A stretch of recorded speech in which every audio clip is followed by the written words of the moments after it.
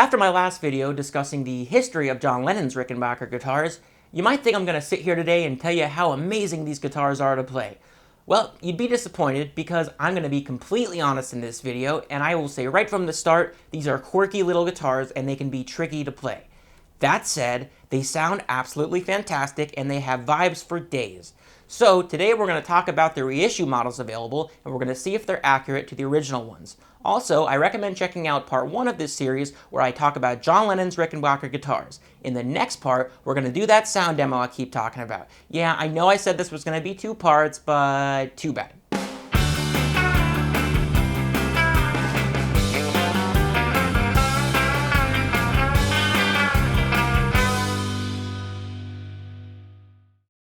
Once again, just a quick disclaimer, I am not affiliated with any companies and I am not being paid to do this. I've tried my best to give photo credits to all the images I used. Enjoy!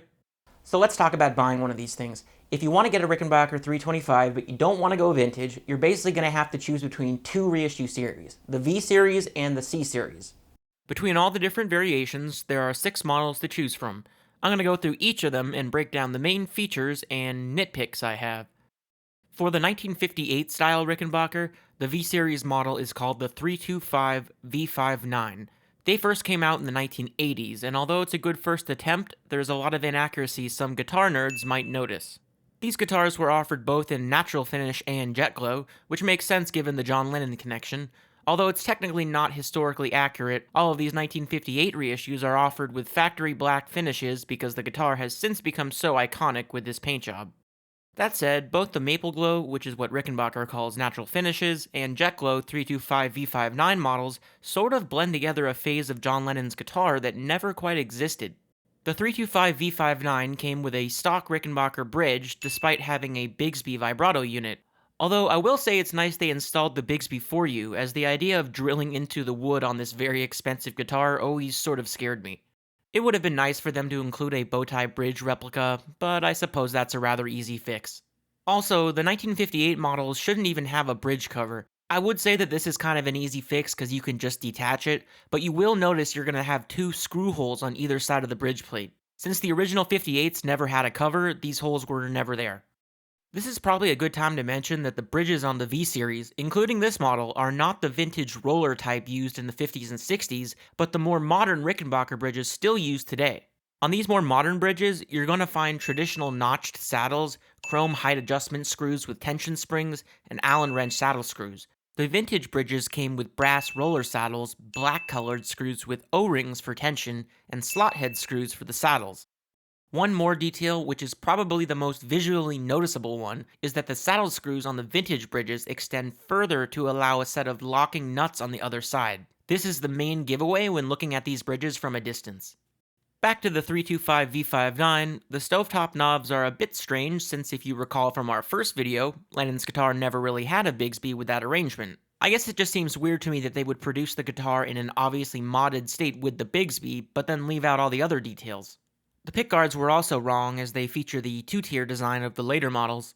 Most of these things can be modded, but there are unfortunately other inaccuracies that just can't be fixed. For example, the 325 V59 is actually made of maple instead of alder, which means it's both heavier and thinner than an actual 1958 model would have been. The headstocks on these V-Series models are far too wide, and I don't think Rickenbacker ever really corrected it on later models. Some people refer to these headstocks as looking like paddles, and believe it or not, I have heard of people sanding these down, reshaping them, and repainting the headstock just to fix this. The tuners are also wrong, as they are Kluson style instead of Grover's. One thing that really bothers me about the 325 V59 is the spacing between the knobs. The top 2 knobs are completely unaligned, whereas the original guitars sort of had them in a nice parallelogram shape. This mistake is a bit harder to forgive, as in my opinion it stands out right away, and it's pretty easy to look at historical photos and see the guitars never looked like this. There are many other differences as well, including the pickups on these V-Series models being hotter than the original vintage ones. All in all, I'd say the 325 V59 is a good option for someone who just wants a Rickenbacker 325 style guitar, but in all honesty, it's more similar to John's second Rickenbacker because of the type of wood used. Still, it's not a bad option. Luckily, Rickenbacker fixed all these problems in the C-Series, introduced in 2001. The 325 C58 model, also offered in natural and jet glow, has a lot of attention to detail. The wood is now alder like it should be, the body thickness is correct, and the knob placement is right. Also, the pickguards are now single level like the originals. Rickenbacker really went all out on this model, and even the more hard to notice details were reproduced. For instance, the lack of Made in USA on the headstock, which is accurate to the 1958 models. It's on the V series, but not on the C series. The headstock is also the correct shape. Also, note the correct slot head screws used on the truss rod cover, whereas the V series used more modern Phillips head. Speaking of slot head screws, on the C-Series models, they're used all over the place in spots the V-Series got wrong. This includes the toaster pickup corners, the truss rod cover, the jack plate, the bridge cover, even the tuners, and probably more. Another fine detail is the addition of the unusually long jack plate found on 1958 models, including John's. The V59 models did not include this detail. On the C58, the tuners are also correct. Well, they look correct. Technically, they're Rickenbacker's version of the Grover Stay-Tight tuner, but even for me, this isn't worth changing as nobody will ever notice. Something I'm not entirely sure about, though, is that some C58s seem to have the Rick-Tight logo on them, where others are just completely blank. But yeah, if you really want to mod it, you're gonna need Grover Stay-Tight tuners with the Butterbean machine heads. And if you really want to be accurate, you're gonna need vintage ones because the modern ones have a brass gear for some reason. You will also notice that the C58 comes with a reproduction Kaufman vibrola. All in all, I think Rickenbacker had a very specific goal with these guitars, to recreate the way it left the factory, stock, as John Lennon purchased it in 1960, and I think they succeeded in that regard. One minor nitpick that I've seen pointed out by some enthusiasts is that the pickguard has sort of a green tint to the gold. I'm honestly not sure if this is just on some of the earlier C-Series models or if the lighting is playing tricks on me, but there definitely seems to be more of a green tint on the earlier ones. I'll let you be the judge. Experts say the logic for this is because the original guitars from the 50s used bronze powder in the paint, which eventually patinas and takes on a green hue. Although this does appear to be true, if the goal was to recreate the guitar as it was brand new, it seems like it would have made more sense for it to be the proper vibrant gold color right out of the factory. So comparing these two models below, given the choice, I would opt for the 325 C58. It just seems like there's a very specific reason anyone would want to buy a 1958 Rickenbacker Capri reissue, and there's really too many inaccuracies with the V series to make it worth it, but that's just my opinion.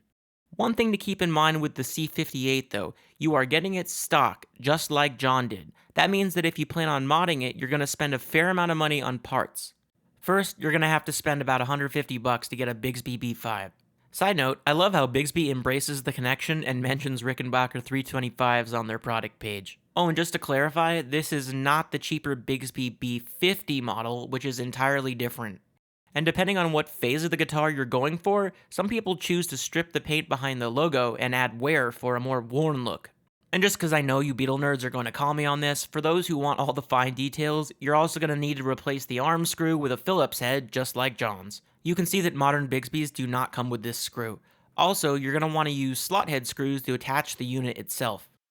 I want to go on a quick tangent here. There's a lot of confusion about the Bigsby found on John Lennon's guitar, and really it's the Phillips head screw that is at the root of the mystery. Some experts claim that John's Bigsby was actually the imported version from Selmer, UK. These are supposed to be slightly smaller than the American ones. My Beatles expert friend Marcello says he thinks John's was a USA model, for one because the size and logo is consistent with other American models of this era. Check out these comparison photos and let me know what you think. To me, the USA logo looks a little bit fatter and the eye on the logo sort of blends into the top, whereas on the Selmer examples, you can make out a clear dot on the eye. Just looking at these pics, John's certainly appears to be a USA model because the Selmer's logo looks so visually different. However, this doesn't appear to be the case with all Selmer units. If you recall from my video, I also mentioned that John got the bow tie bridge at the same time as the Bigsby. Here's an extremely interesting photo Marcello provided of a vintage Selmer unit he acquired, new old stock, and it has a Phillips head screw with a bow tie bridge in the box.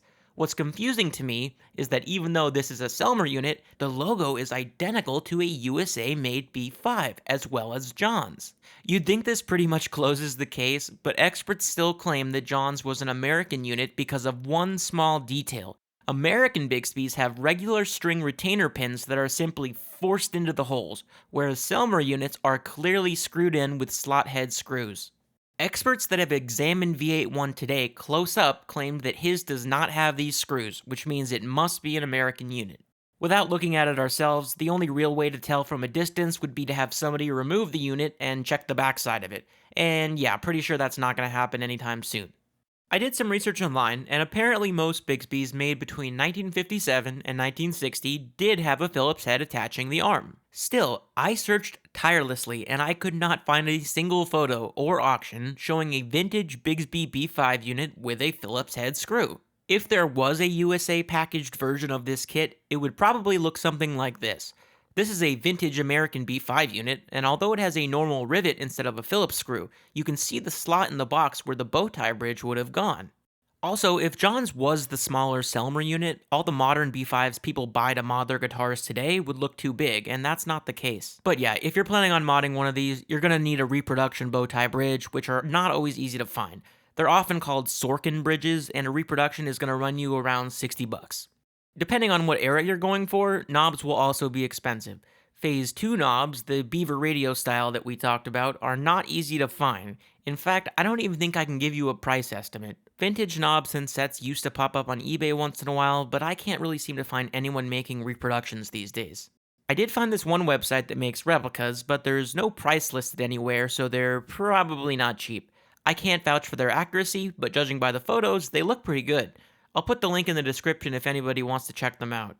I guess if you really wanted to be authentic, you could track down a historic Ever-Ready Sky Series radio just for the knobs, but those are going to be really expensive. Oh, what the f***? How did I miss that? Phase 3 knobs, the Hofner teacup knob, are much more readily available since they're still produced today. They're the ones that Hofner uses on all their violin basses. Genuine Hofner knobs are kind of expensive, around $15 a piece, so expect to spend at least $60 on a set of 4. Phase 4 knobs, the Burns knobs, may also be a bit tricky to find. I think you used to be able to buy them from Burns directly, but the website looks like it hasn't been updated in a decade.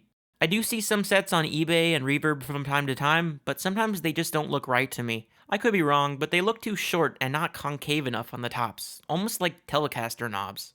Here's a couple good sets. See, the knobs have a deep cup and the edges are not as rounded. The set on the right is listed at $79 from a website called The Music Connection. The screw holes seem to be slightly different heights between these two repros, but it's not a big deal. Honestly, they both look good to me. Hey, doesn't that right photo look like it would be a cool album cover? Just needs a little monochrome, dial up the contrast, and nice. Here's a vintage Burns New Sonic bass from the 60s for comparison. Not that it matters, but the screws do seem to be right at the middle height. Either way, I'd honestly budget $100 for a set of these knobs since they do seem pretty difficult to find. Oh, and if you really want to go all out with Phase 4, make sure to pick up a black switch tip. I'd look for a genuine Switchcraft part though, since knockoffs are sometimes going to be in metric sizing and they won't fit properly.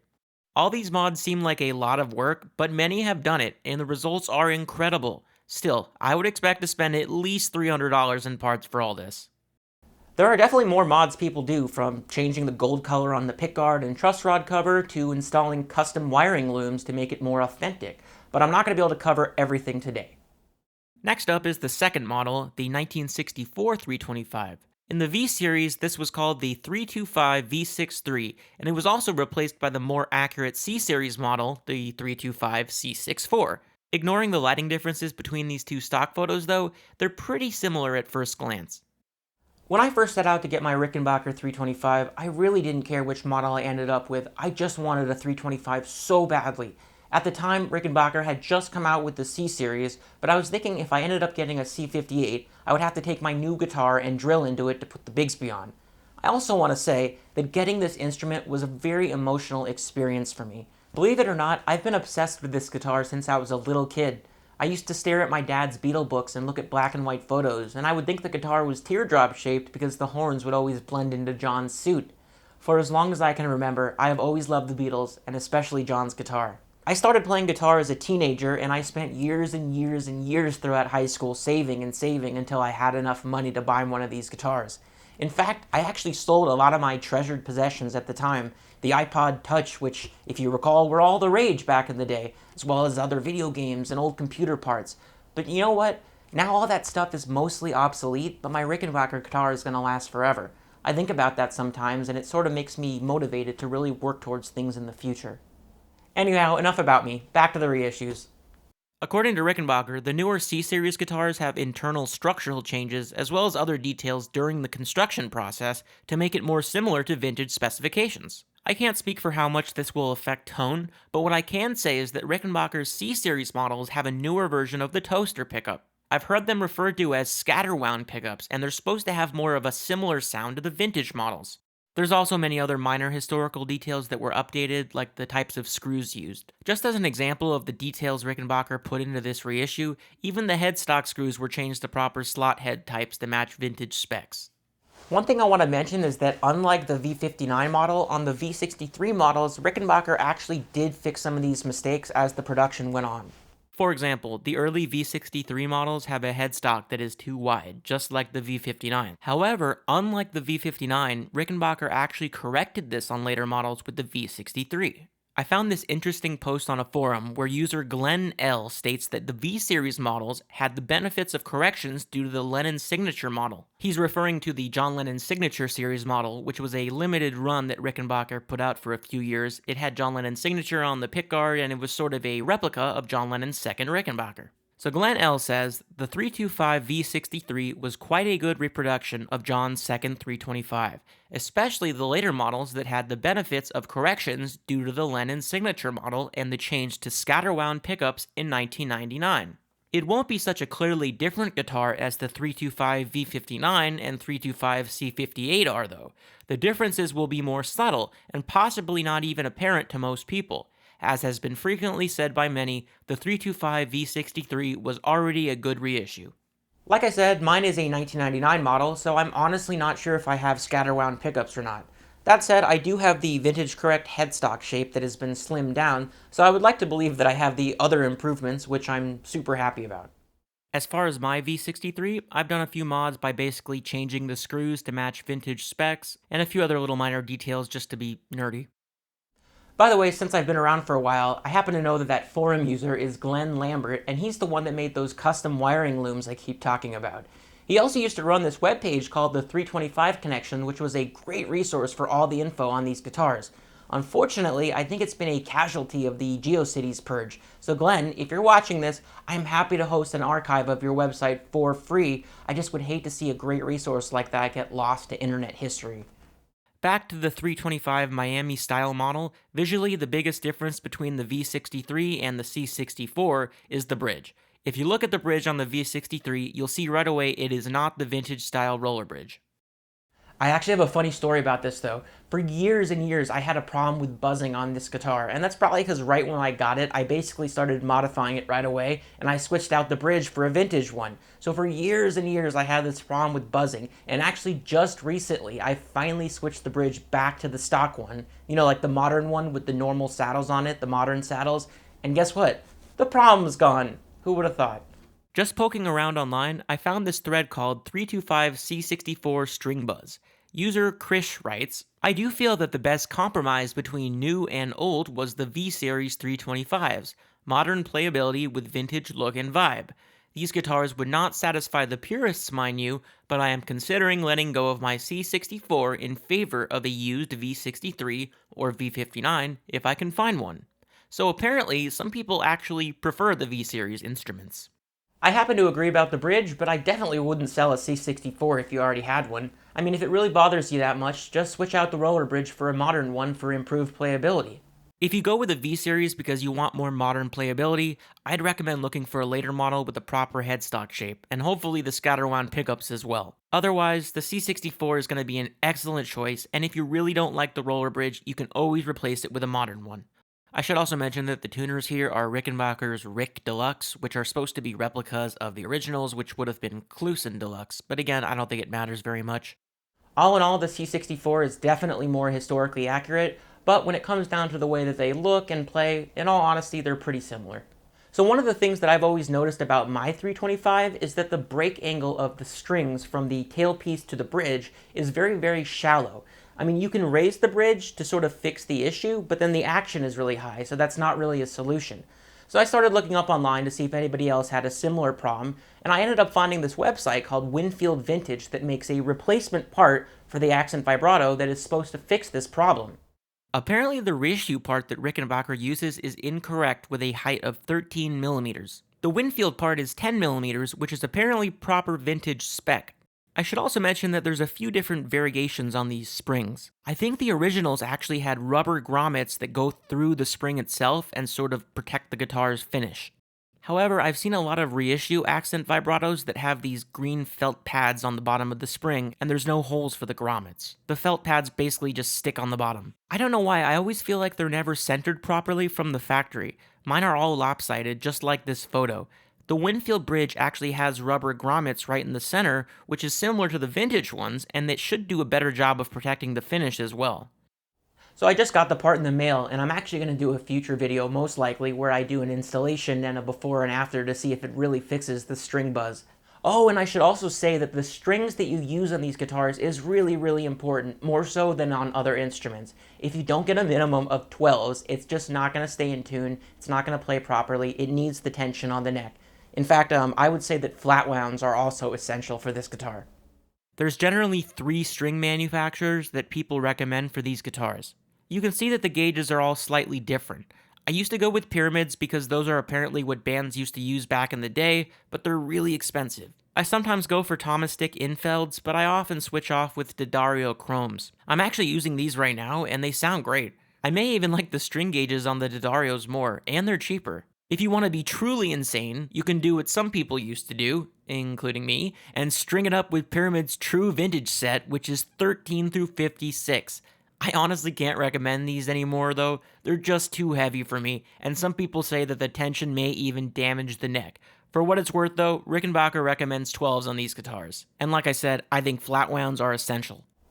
I also want to talk about a couple things I'm not 100% sure about, both of which have to do with environmental regulations and the production of these instruments nowadays. So first, let's talk about the finishes. I'm summarizing a lot of this from online research, but here's a quick breakdown.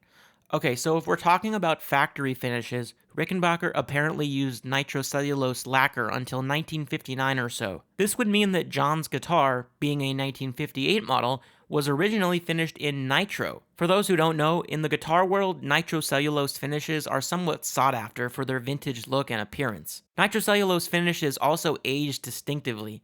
I built the Telecaster a few years ago and finished it myself with custom mixed nitro, and you can see how much the finish has aged over just a few years. I'm probably going to get cancer now from all the spray I inhaled, but doesn't that butterscotch look great?